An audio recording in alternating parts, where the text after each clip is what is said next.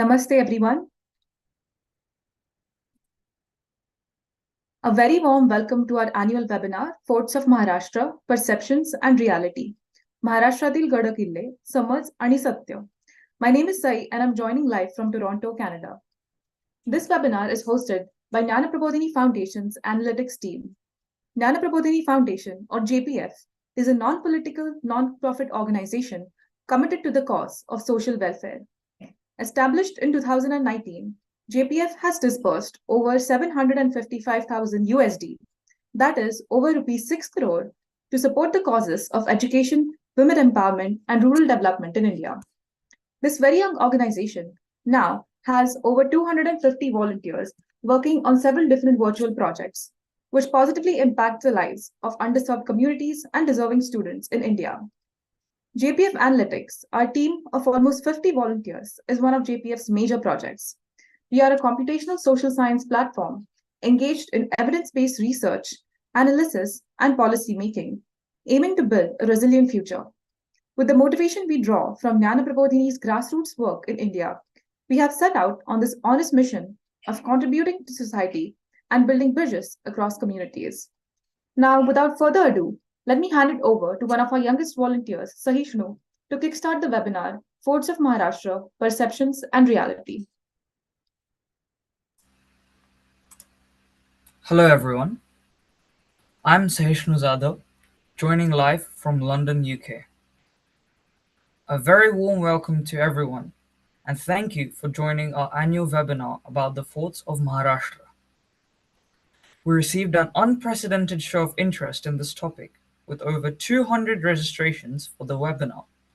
Thank you all for registering. If you have not registered yet, do register using the link in the description below so that you can receive a copy of our slide deck after the webinar. In our registration form, we asked you, is there anything particular about the Forts of Maharashtra that you are curious about? Well, we received an overwhelming diversity of responses about various aspects about Maharashtra's forts, ranging from ecology, geology, trade, military significance, and more. As you can see, the most common area of interest is the history of forts, followed by the architecture and construction of forts. Given these interests, we are very fortunate to be blessed with an apt pair of guest speakers for this webinar.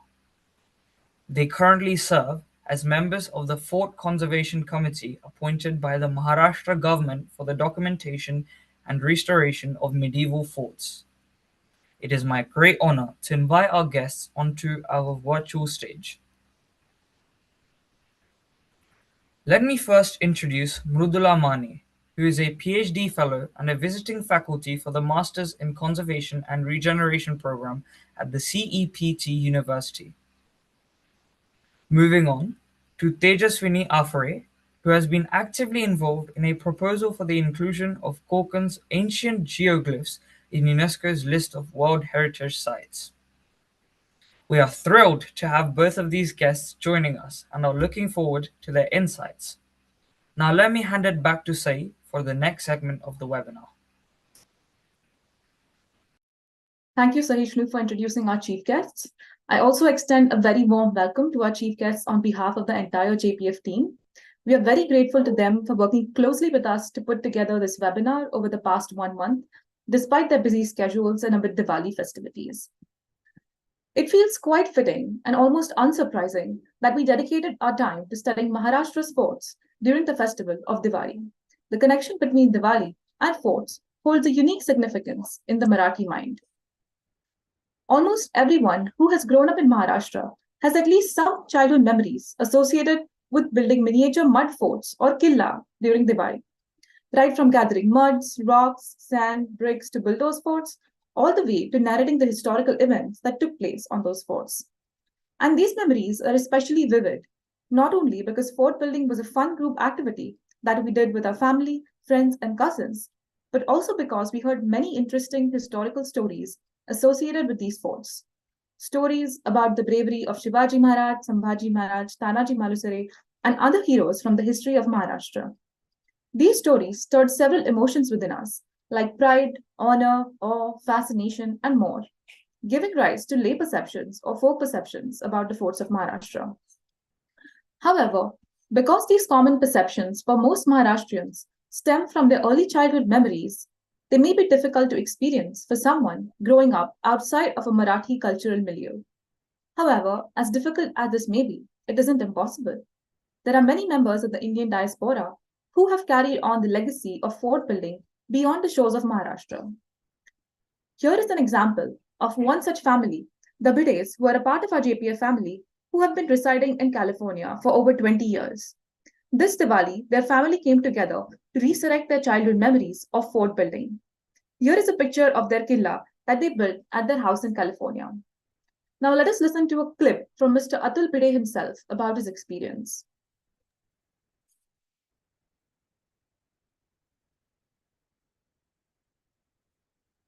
Diwali म्हणली की बहुतेकांना आठवतो तो फराळ आणि फटाके, पण मला आठवतो तो किल्ला लहानपणी बांधायचा. बऱ्याच वर्ष भारताबाहेर असल्यामुळे करायला जमलं नाही, पण ह्या वर्षी म्हणलं नाही करायचं. खरं सांगू का, खूप मजा आली करायला. इतकी तो आम्हाला अगदी अमेझॉनवर जाऊन सुद्धा मिळाला नाही, पण भारतात सुवर्णाताई गोखले आहेत, त्यांच्या मदतीने आम्हाला तो मिळाला आणि आम्हाला तो किल्ल्यावर ठेवता आला. बरं, किल्ला नुसता बांधून भागत नाही, ते करायला सुद्धा काही अडचणी येतात आणि सगळ्यात महत्वाची अडचण म्हणजे ते शत्रू, खार, पक्षी आणि पाऊस. पण तरी सुद्धा या सगळ्या अडचणींवर मात करून जो किल्ला बांधला ते करायला इतकी मजा आली, तुम्हाला सांगतो की मी ठरवलं की ह्याच्यापेक्षा मोठा आणि भव्य किल्ला बांधायचा पुढच्या वर्षी. आणि हो, लहान मुलांच्या मदतीने बघू कसा होतोय तो. Bhede family's efforts and strong drive to preserve and practice our culture while living in the USA are truly commendable. Let us also watch another short video from 12-year-old Anay Konde, who resides in Pune. This Diwali, he has tried to build a replica of the Panhara fort. Diwali म्हणली. माझं नाव अनय कोंडे आणि मी 8वीत आहे.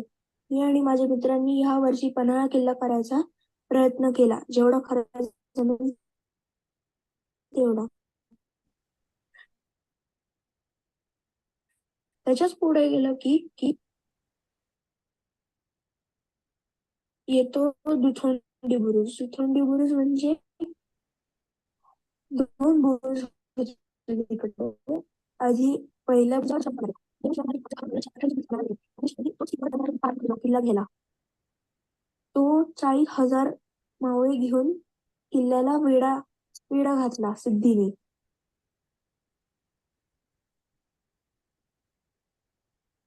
तेव्हा गडावर फक्त बाजीप्रभू आणि 600 बांदल सैनिक होते. बाजीप्रभूंनी शिवाजी महाराजांना सुखरूप गडाच्या बाहेर काढायला असं ठरवलं. फक्त 300 मावळ्यांबरोबर खिंड लढवली. बाकी शिवाजी महाराज पुढे गेले आणि खिंड लढवता बाजीप्रभूंना वीर मरण आलं. पण बाजीप्रभूंनी शिवाजी महाराजांना सुखरूप गडापर्यंत पोहोचवलं. माझं नाव Thank you, Anay. That was very lovely. Now, with those fond childhood memories of fort building rekindled, let me hand it over to Ananya to kickstart the main segment of our webinar. Thank you, Sai. We truly commend Bhide family's efforts to preserve our Maharashtrian culture while living in California, and also the creativity and enthusiasm of Anay in trying to build a replica of the Panhala fort. I'm Ananya, speaking to you from Mumbai about the public perception of the forts of Maharashtra. As we saw, the forts of Maharashtra continue to shape the lives of Maharashtrians.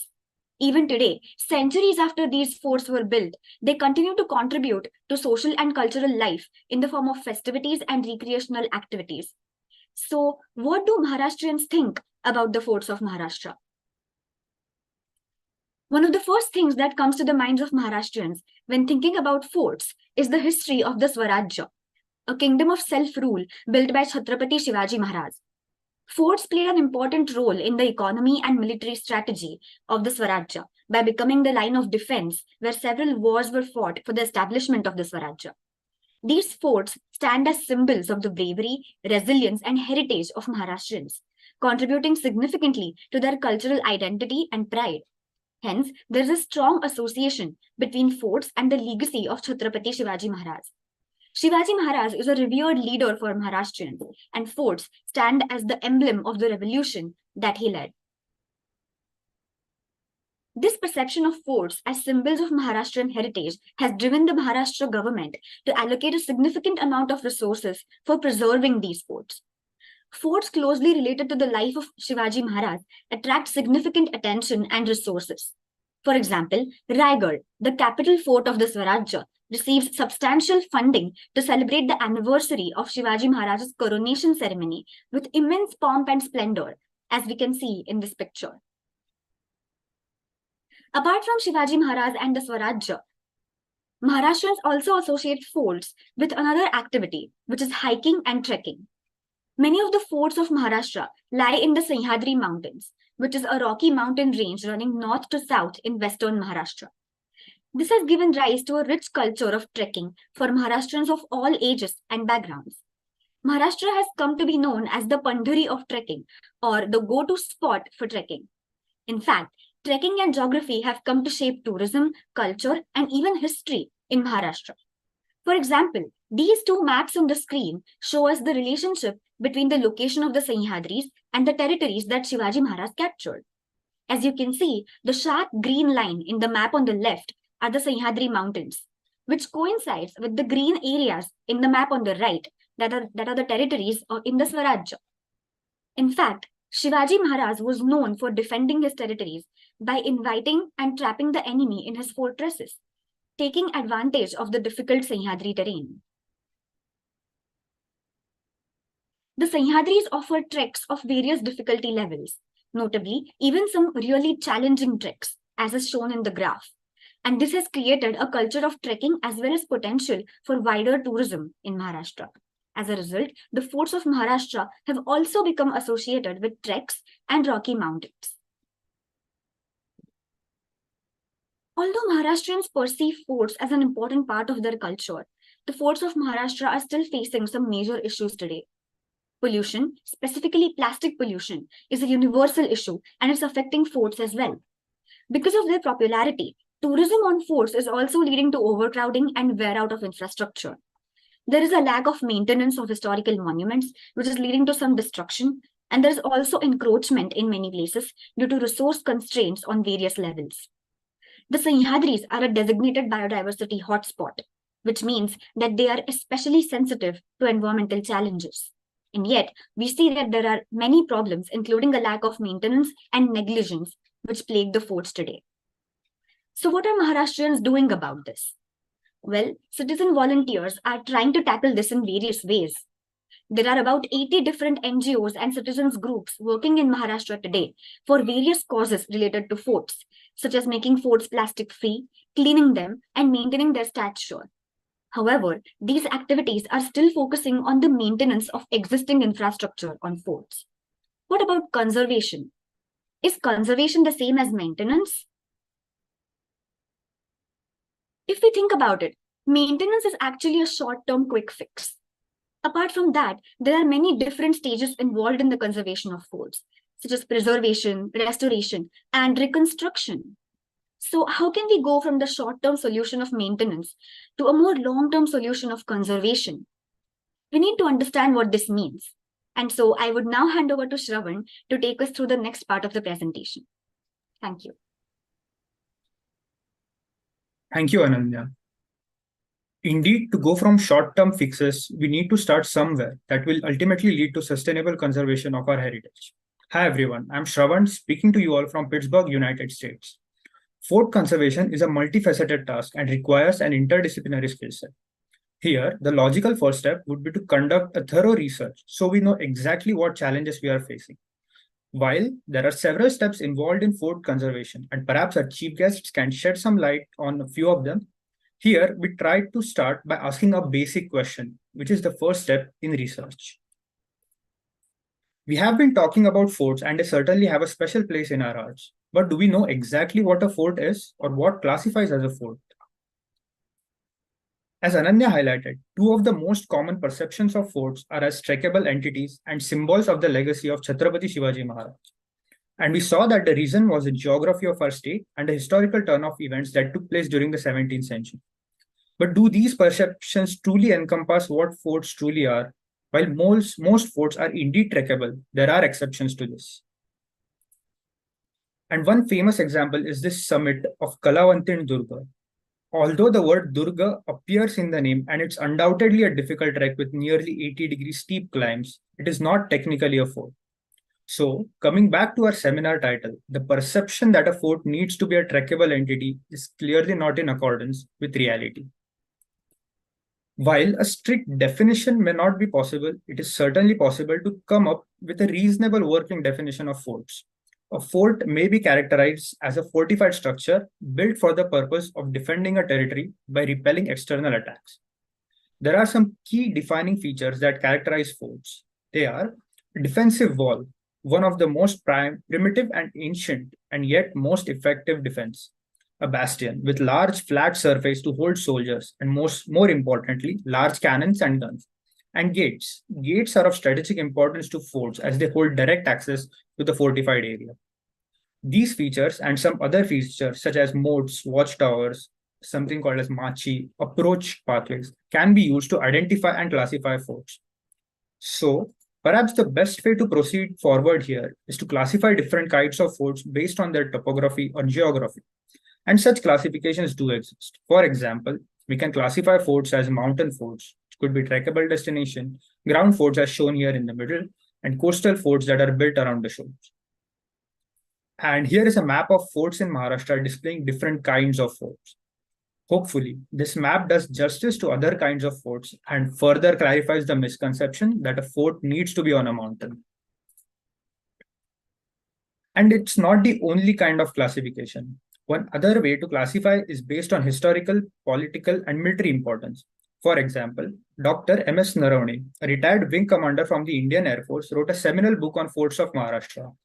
He gave the following classification in which a main fort is something with over 500 Mawalas. That's the name given to soldiers of Chhatrapati Shivaji Maharaj from the Mawal region where he started the campaign for Swaraj. Main fort has both offensive and defensive capabilities and can sustain a long siege. A secondary fort is something which can hold around 2 to 500 Mawalas and can defend against a siege but does not have any offensive capabilities. whereas a fortified post can hold just about 200 Maulas and were mainly used as checkpoints to monitor movements of the enemy. And here's another cool map showing forts classified using these three categories. And as one can intuitively think, main and secondary forts are again clustered around the Sahyadris, as they provide natural cover for both attack and defense, which was of prime importance to Chhatrapati Shivaji Maharaj. In short, the definition itself is hard, but this is no reason to do so. At our core, we are all researchers, and we can all enjoy the pleasure of finding things out. For example, an astronomer derives pleasure by finding new celestial objects, a biologist by finding new species and how they live. Similarly, fort aficionados derive pleasure by finding new forts. And I'd also like to ask this to our chief guests, what's your motivation for being in this line of work? What does your day look like, and what part of it do you enjoy the most? Research in any field is exciting, but coming back to our topic of forts of Maharashtra, the problems we saw before of fort definition, identification, documentation is a part of primary research. At this point, you all must appreciate that this is indeed a difficult problem, as the definition of fort itself is quite subjective. While primary research encompasses all these challenging problems, secondary research is something which is slightly more well defined and involves data analysis. The cool maps that you saw before were made by us from the data we curated from a number of different sources.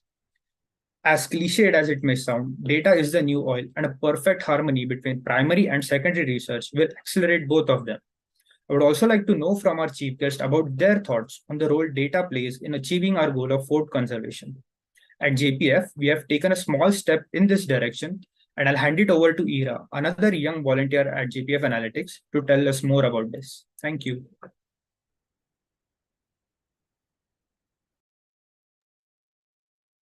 Hello, everyone. I'm Ira, joining live from Toronto, Canada. And thank you, Shravan, for an insightful description of how digital documentation is a difficult task consisting of both primary and secondary research. Volunteers from our team used a range of methods and tools to curate this geospatial portal, focusing on 632 fortified structures of Maharashtra. Accurate and transparent data is critical towards answering open questions about the pandemic. We are grateful to the multiple primary and secondary sources that our team went through: history books, government reports, fact-checking websites, and used geospatial mapping and automated text scraping methods to create this portal for all of you, curious and motivated audience. Our geospatial text methods to create this portal for all of you, curious and motivated audience.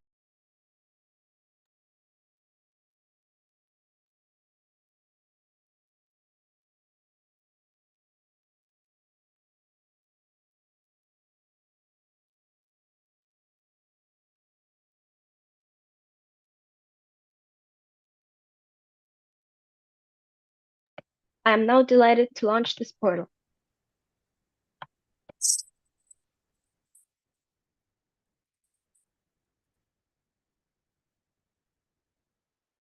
You can check it out for yourself by clicking on the link in the description below. We currently have interactive maps about the various aspects of forts that Harsh will soon tell you about. Check it out.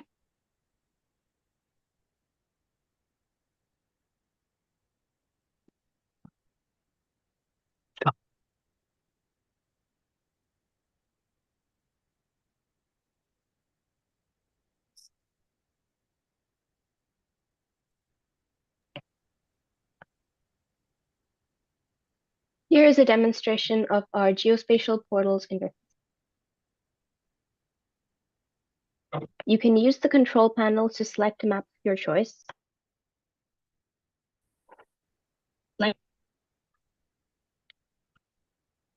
Map your choice.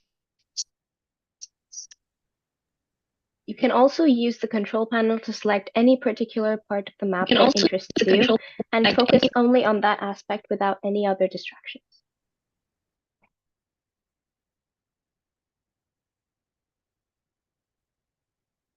Finally, you can zoom into the map and learn more about any particular fort of your choice.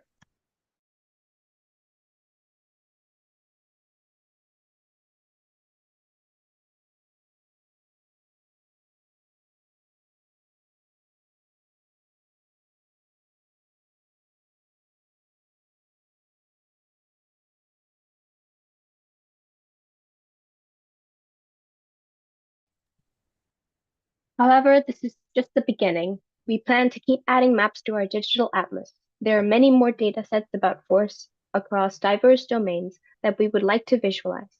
In the future, we envision this being the go-to hub for curated geospatial information about Maharashtra's forests. What kind of maps would you like to see on our geospatial portal? Write to us at survey@jnanaprabodhinifoundation.org and let us know. We would love your feedback. Thank you. I'll now hand it over to Harsh for the next part of our webinar. Thank you, Ira, for launching and giving us an overview of the Geospatial portal. I am Harsh, joining from Pune, Maharashtra. You might wonder what's so special about our portal. How is it different from one can find on Google Maps? Our portal is one of the largest and most comprehensive geospatial portals about forts and fortresses, showcasing a total of 632 fortified structures from various categories.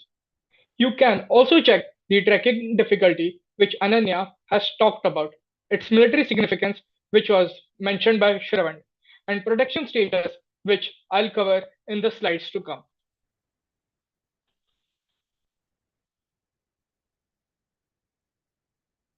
Speaking of the number of forts on our portal, let's see what Pune's public had to say when we asked them the question, how many forts are there in Maharashtra? In 2020, we conducted a survey in Pune in which we had more than 2,000 respondents, and the main aim of the survey was to estimate the number of forts in Maharashtra. After the survey, we got very interesting results, which you can see from the graph on your screen. The most common answer that we got was 350 and the mean was 212. So where did this number 350 come from? As it happens, 350 is the number that pops up across websites when we Google how many forts are there in Maharashtra. In this age of large language models like Bard and ChatGPT, I would like to ask our viewers to query the LLM of their choice and let us know in the comments what answer do they get. Is the number 350 repeated there as well, or do they get a more accurate answer? Now that we know that the information about the number of forts on the internet is an underestimate and the forts are not uniformly distributed across Maharashtra, we can better understand why there is no uniform salience in public's mind and how it leads to overexploitation of certain forts and hampers conservation efforts.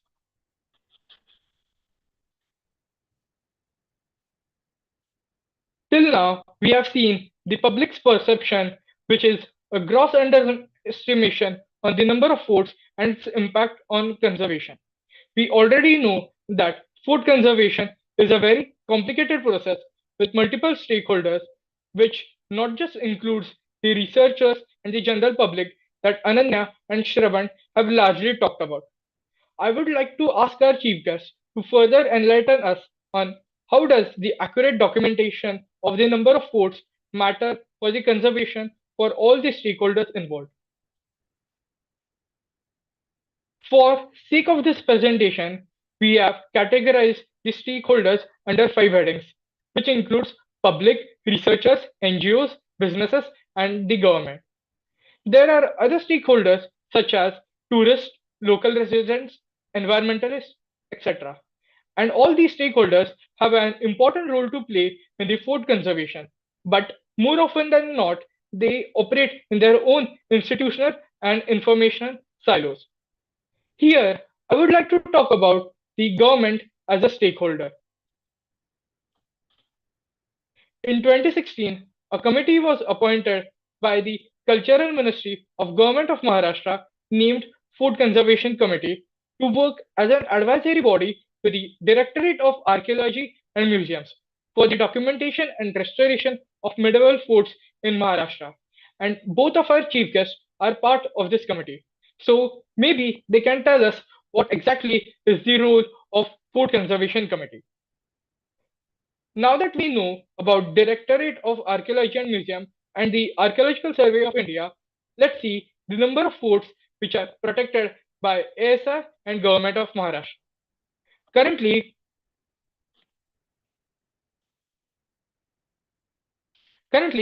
ASI protects 49 forts, while the Government of Maharashtra protects 62 forts, and the remaining 521 forts remain unprotected. Heritage is our legacy from the past, what we live with today, and what we pass on to the future generations. So let's further look into what exactly does the protected status of ASI entail. By getting a protected status under ASI, firstly, a heritage gets legal safeguard under the Archaeological Sites and Remains Act of 1958. Secondly, ASI is responsible for maintenance, repair, and conservation. It is also responsible for tourist activities at the site, along with excavation and documentation. Lastly, it becomes easier to collaborate internationally with organizations like UNESCO once a site gets ASI protection.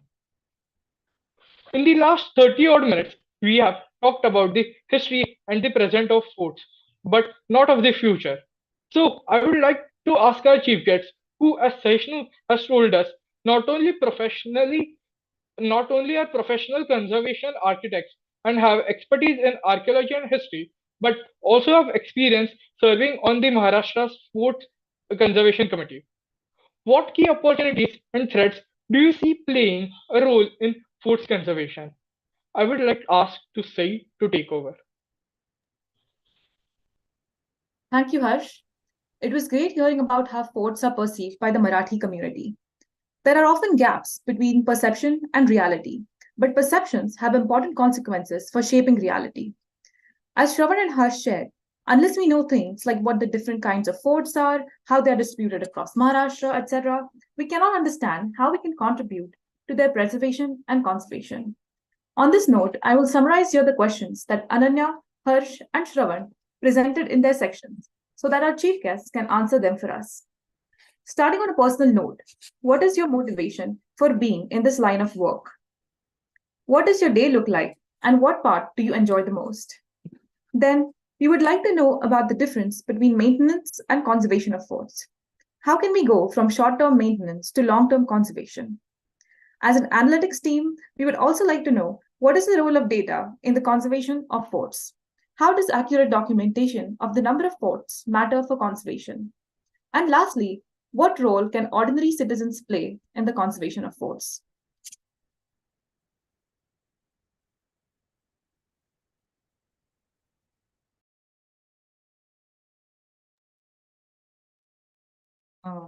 Hi, Sai, and hi, everyone. Hi. So, yeah, how would you like us to go about it?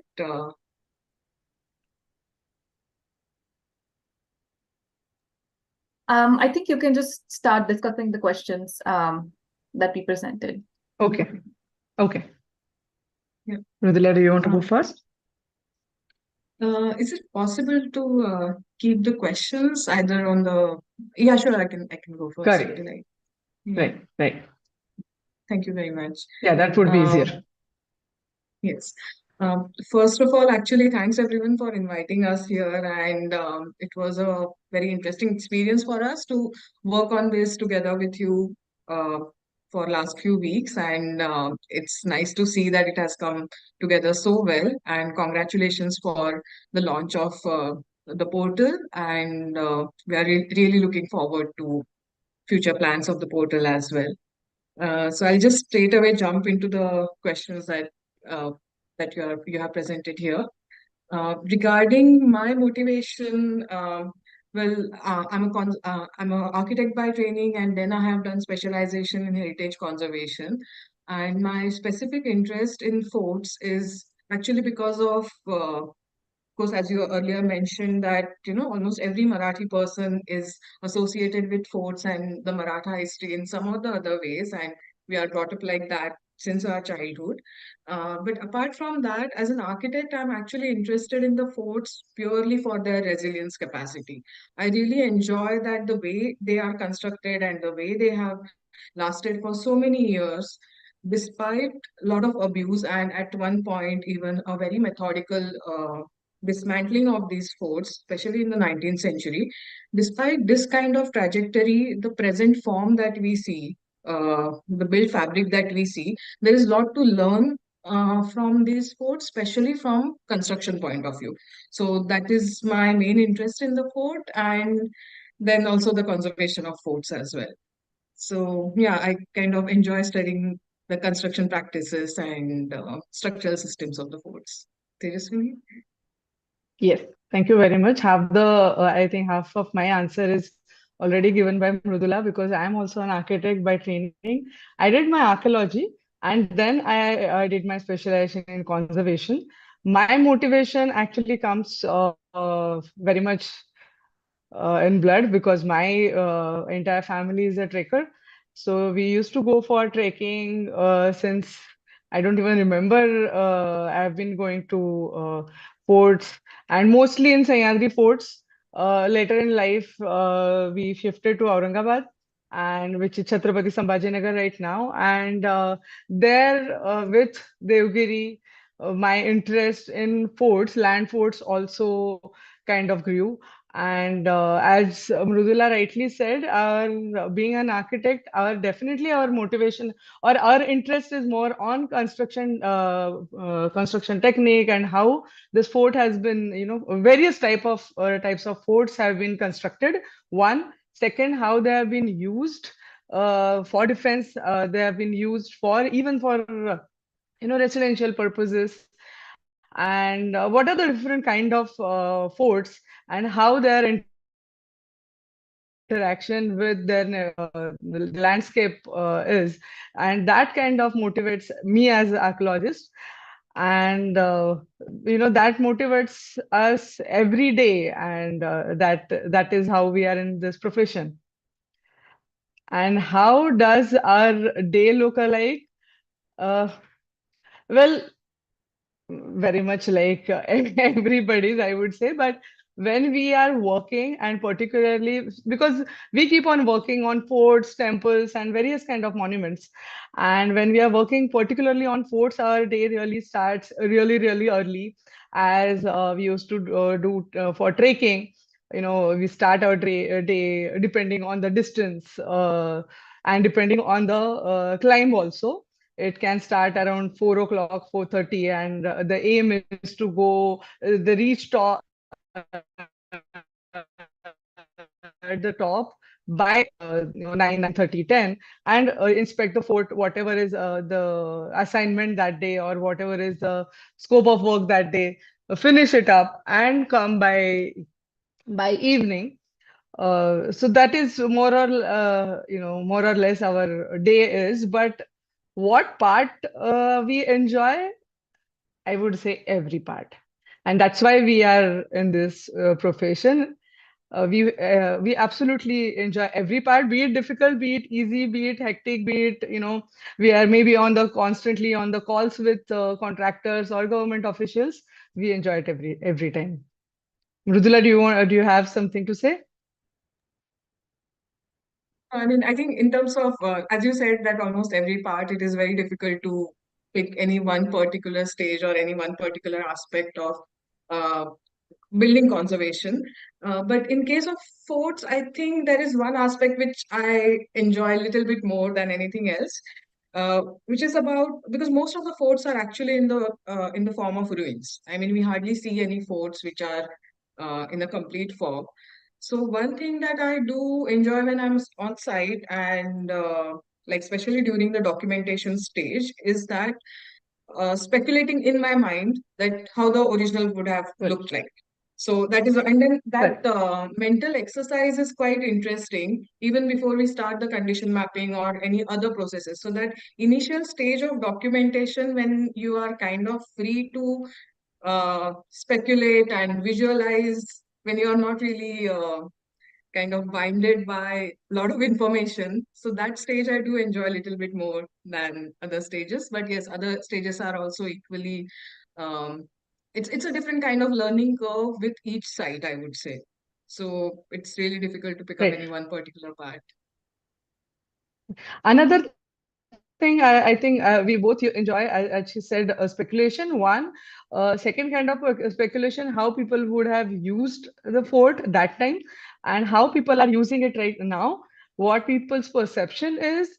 Every time I go to fort for documentation or any, even in for inspection, I do make sure that I talk to people who are climbing, who are going, using fort and who are coming to the fort. Various kind of people come from various strata, and so it gives us perception about rather idea about what people's perception is about fort and today, and in their understanding how this fort may have been used, and that definitely plays a huge role in how we conserve our we plan our conservation strategies.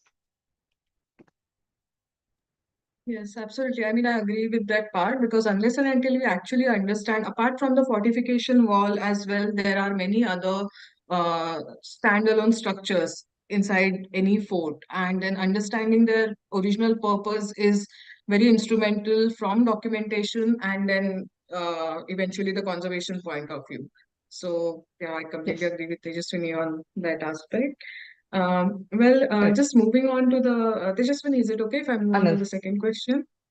Yes, one I would like to add is talking to people also tells us what kind of amenities we are supposed to plan now, because not so earlier fort the original purpose was of fort was different, and now people are using it in a different way. So not every time we can keep the original use, but if we have to plan today's use or some other interventions, that definitely help. And also kind of we it helps us to kind of change people's perception, because at least once in during my visit, once I have to tell people what is the story of the fort and what exactly their understanding of the story and how well informed people are, because most of the time people are not informed. Yes. We can go ahead for the Yeah, yeah. true. So the second question was about the maintenance and conservation of forts. So what I would like to share is that I don't think maintenance is kind of something separate than conservation, or I would not really categorize maintenance as a short-term activity. In fact, from the perspective of theory of conservation, if we engage with a regular or periodic maintenance, we may not actually have to come to the stage of conservation. In fact, rather, the best conservation is something that you never do, that you don't need to intervene with the structure so that it is maintained in its original and authentic form. So, in that sense, maintenance is the first stage, or it's a most preferred conservation strategy. So, broadly, conservation, under the broad umbrella of conservation, there are these four main categories, which are like maintenance, preservation, restoration, and reconstruction. Uh, and like each of these four categories have, if you have to differentiate between all four categories, then the main difference is the level of intervention that we do at the time of conservation. So these are four approaches, we can say, which are there in the conservation philosophy. So maintenance is something which is very basic and it is required for most of the historic structures and even for the forts. That involves the least intervention, which ensures that there are minimal changes as well. And then there are practices of preservation where we are just maintaining what we see as it is. We are not adding any new fabric, or we are not doing any extensive repair work, which may or may not be based on some sort of evidence. So, like preservation is kind of the next stage where we are just maintaining whatever is there and we try to just arrest the further deterioration. So, that is preservation. The next stage after that is restoration, where there are kind of more interventions, especially from structural point of view, so that the main building or the structure doesn't collapse beyond certain point. And then the final is kind of the most advanced stage is reconstruction based on very strong evidence. So these are kind of the four broad categories of conservation. There are many more, but just these are main ones. And all of these aspects are based on the documentation. I mean, that is the main aspect of it. So in that sense, I would like to say that maintenance is part of the conservation strategy, and it is required for everything. I think I would not really uh, keep them like long term or short term. Maintenance is something that you must do regularly so that Yes, right. structures are better preserved. Right. I agree with Mrudula. And regular maintenance also is cost effective and time effective in the future, because what happens if fort is not maintained or any structure is not maintained, then we are going to have a bigger cost for conservation, or a bigger, we'll have to, kind of go for larger funds, and for it is going to take many years, and it will be major intervention. If we are regularly maintaining the fort, it will kind of protect historic fabric. It will protect our cost taxpayers money as well. So yeah, I agree with Mrudula that maintenance is the basics of conservation.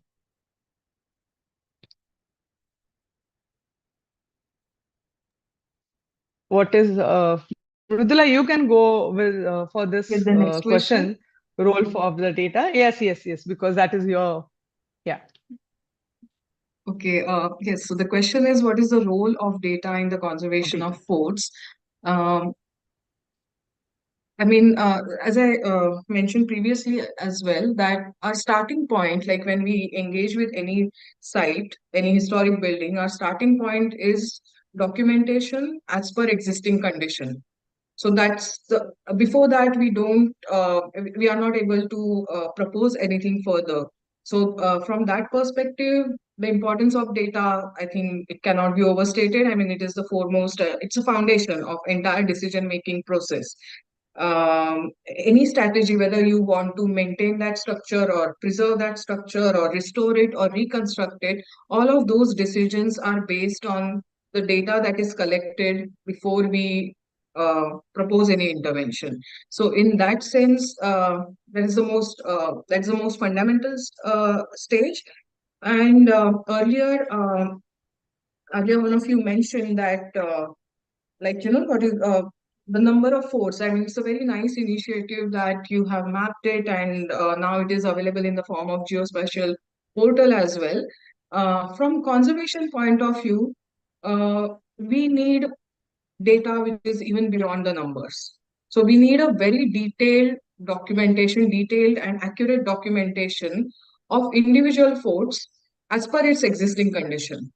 Not like, we don't prefer having any sort of speculative information in that sense. We need one data set which is precisely as per its present form.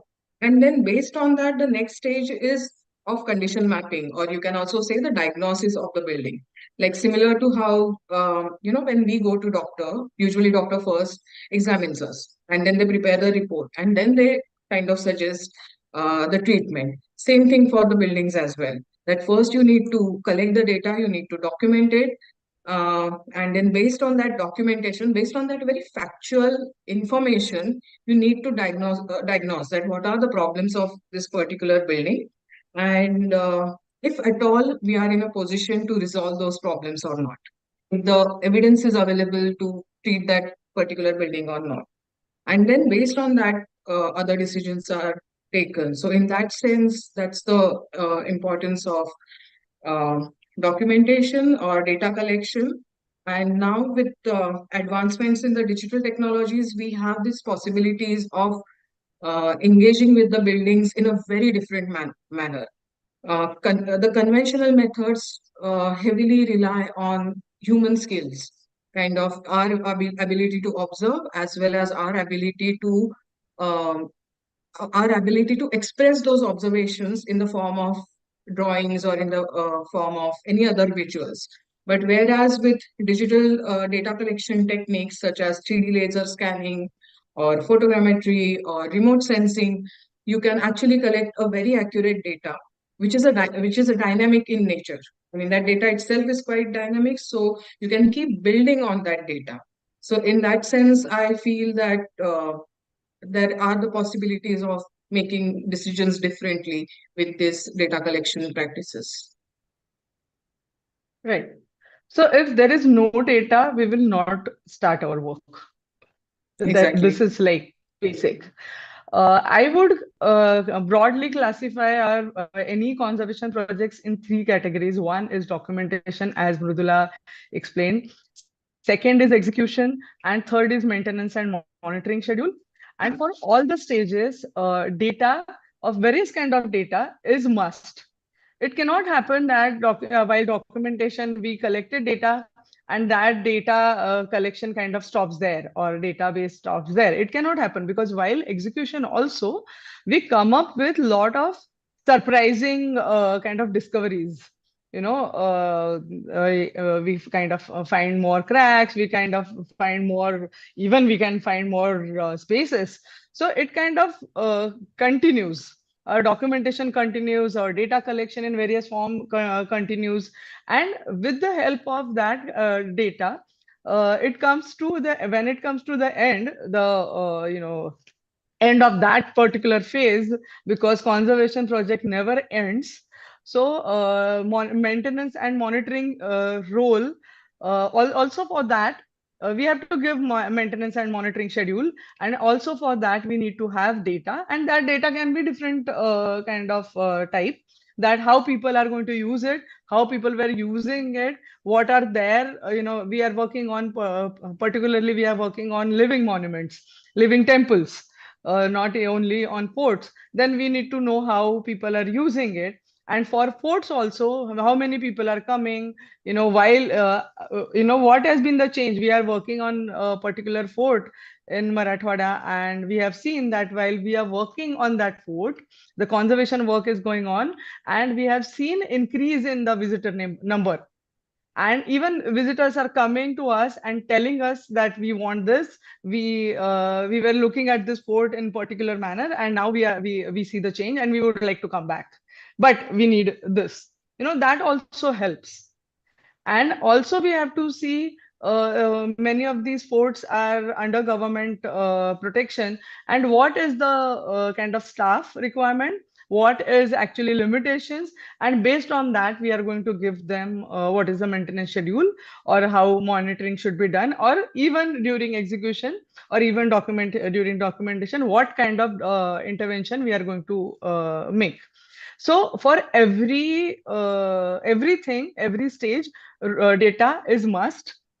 What kind of data is different, and it can be various aspects of the data. So documentation is the first to go.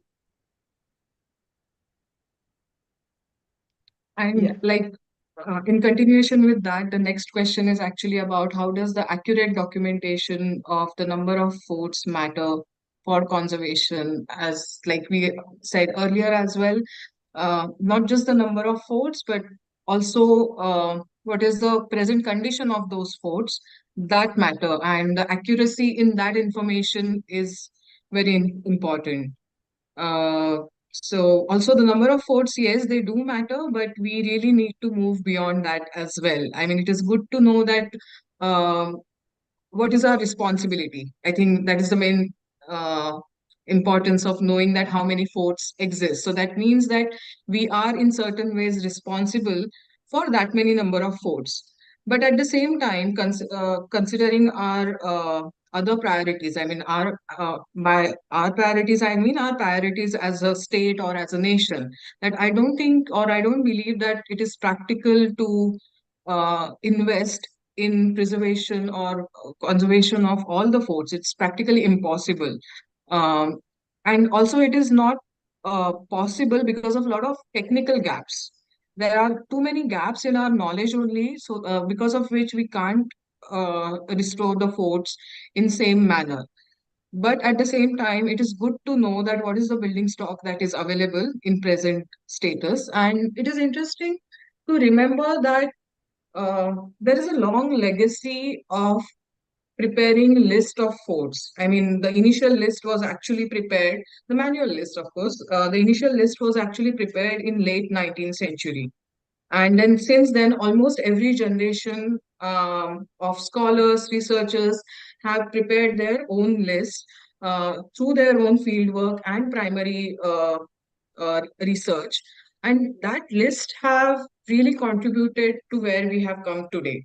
And now it is very interesting now, considering that our generation have access to all these digital methods, having this information available in such a dynamic manner, with the accurate number of buildings that exist or forts that exist, is very instrumental. I mean, it is definitely, it will help us to create more awareness that how much exists, but I think we should also use it, prioritize, that we know that so many numbers do exist. But then is it really practically possible to engage with all of these forts? That is a question that needs really careful attention. Yeah. And also, number of forts means number. This particular word cannot be stopped only on number of forts. But if we are working on GeoPortal, then it can be number of forts of particular period, number of forts of particular construction technology, number of forts in a particular region, number of forts constructed by somebody. These permutations combination will definitely help in conservation in long run. Forts conservation is not only working on one fort, one structure, but conservation can also be on the regional level. So when it comes to numbers, they will definitely help in larger regional planning, and then deciding again on the preparation of database, that how many type of forts we have, how many types of what kind of construction we have, and when the fort which fort was built when, and who built when, and based on that analytical processing will be easier for sure. So number of forts, it should go beyond just number of forts, then it will be useful for conservation. And I think on slightly different note, I would also like to add that because earlier we were also discussing about the digital techniques. So the techniques that presently I'm using as a part of my research along with my team members at CEPT University. Uh, so like these tools also allow us to uh, collect data in a very accurate manner. And internationally now, this kind of documentation is considered as a digital twin of the original fabric, original physical fabric. And considering the fact that we have so many number of forts, probably digital documentation can be one way of going forward. And then with all these digital tools, there is a possibility of data integration of different kinds of data sets. I mean, especially that now it is available on the geospatial format, in the GIS format. The point cloud data or other 3D models can be integrated with that. So even if uh, right now or in future we are not able to invest in physical conservation practices, we will still have some information available in the digital format. So maybe that is one possibility that also we need to discuss for from the futuristic perspective. If it is not practically possible to preserve everything, then maybe some of the forts having this kind of list available, we can prioritize, and some of the forts can be restored digitally. And that will also keep Right. future possibilities open. Even if some sort of speculation is wrong because of the lack of evidence, at least we are not doing any harm to the physical fabric. Whatever trial and errors we are doing it in the digital form. So that is one possibility that I see with the digital data. Rather, that is a great possibility, and we have started working on it, because once you construct, of any type construction, then it is permanent. Then it is a permanent intervention. But if you can use AR, VR, then you can continuously research about it and it can go further. So sure, digital technology is going to help a lot. And right now we don't have much information about the forts, how forts were being used, and what kind of structures were where. We don't have basic information as well. All we have is speculation. So it is better to go for digital technologies instead of permanent interventions. Exactly. I mean, we should not end up constructing something that never existed. I mean, it will actually mean like we are creating something in the 21st century and we are giving that impression that it was built in either 16th, 17th, or 18th century. So that should not happen. So that is one precaution that we need to take. And Right. it is again a one basic principle of conservation. Right. Then that will be our fort, not historic forts. Yes, true. So I think going we are coming to ahead with the last yeah, question. Yeah, yeah, go ahead. we go can ahead. yes. So the question is, going forward, what can ordinary citizens do for the conservation of forts? One, first is go informed. Whenever you are going to the fort, go informed. At least you should know where you are going, why you are going. I have seen people, climbing Rajgarh, running, and then if I ask them, why exactly, where you are, and what was the basic history, and people are unable to, tell about it. So please, it's kind of, in my opinion, it's kind of a disrespect to that fort. So at least go informed. Take your waste home.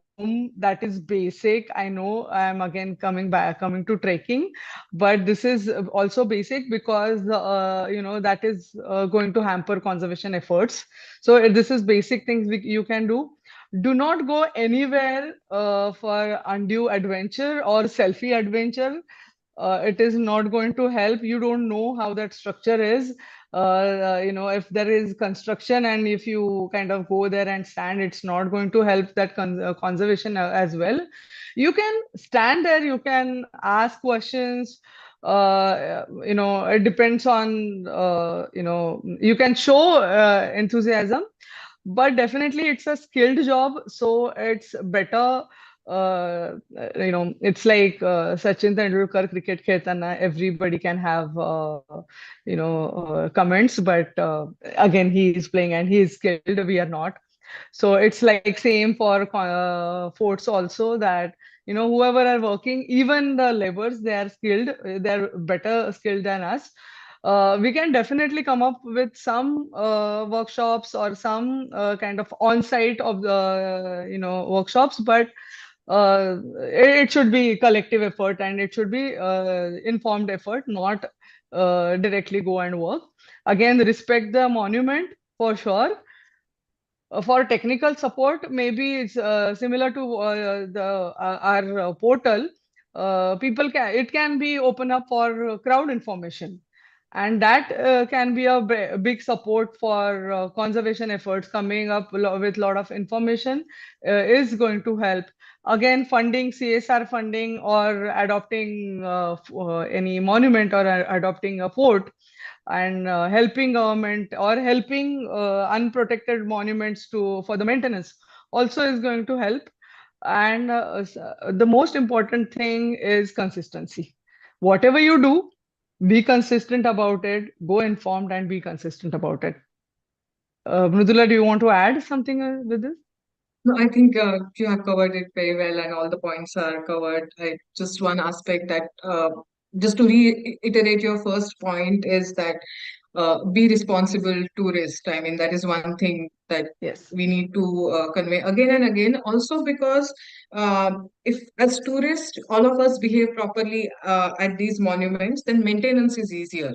And today we already Yes. know that in Maharashtra, there are actually more than 70 to 80 NGOs who are dedicating a lot of time for maintenance of these forts. And it's a Correct. massive human resource which is spent on just this maintenance practice because as tourists we don't behave in a responsible manner. So just imagine that how that time can be better utilized if we don't have to spend it in this manner. So I think I'm just echoing what Tejaswini already said. So we can conduct ourselves better when we are visiting the historic monuments, not only forts but any other monument. Yeah. Thank you, Mrudula Tai and Tejaswini Tai, for sharing your insights and experiences with us, and also for your recommendations on how we can improve our geospatial portal. I especially liked how you highlighted that data is more than just numbers and includes things like people's perspectives and how they have evolved over time, as well as the importance and impact of leveraging emerging digital tools to collect and analyze this data. And at JPF Analytics, we do try to integrate qualitative data in addition to quantitative data in our research projects. Also, your discussion has revealed to us how much there is to learn about the history of Maharashtra and how we can use data and analytics to develop impactful resources and shape public perceptions. Thank you also for urging our audience to learn more about the forts they visit and for highlighting the importance of cleanliness, safety, respect for the monument, and for being responsible tourists while visiting these forts. In line with JPF Analytics goals, we will be working to promote a data culture in India by producing original research and analysis relevant to social issues and by providing evidence-based public policy insights to social organizations. Before we end the webinar, I wanted to apologize to the audience for the lag in the video shown earlier. So since we are all joining from different countries, it is likely that there were some live streaming issues. Lastly, thank you all who spoke today. I'd also like to thank all the members of all of JPF for working relentlessly to put this impactful webinar together. And finally, I would like to thank all our participants. Without you, this webinar would not be the success that it is. Thank you.